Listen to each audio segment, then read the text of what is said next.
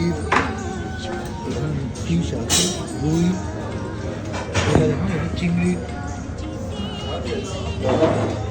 এখানে রূপচাঁদা, আর এখানে লতি দিয়ে একটি।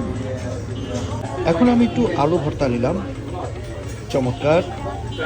এটা আলুটা একদম স্ম্যাশ করা, খুব সুন্দর।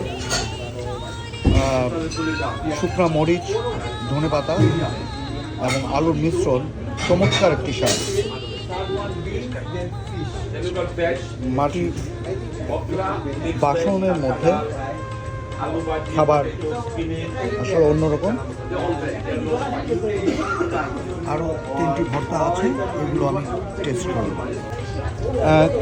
কাচকি মাছের ভর্তাটাও আমি নিয়েছি, এটা টেস্ট করে দেখছি।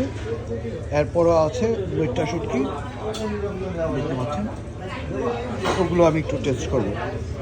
পুরোটাই চেটে পুটে খাওয়া, পুরোটাই চেটে পুটে খাওয়া, অবশিষ্ট কিছুই নেই, সব খালি।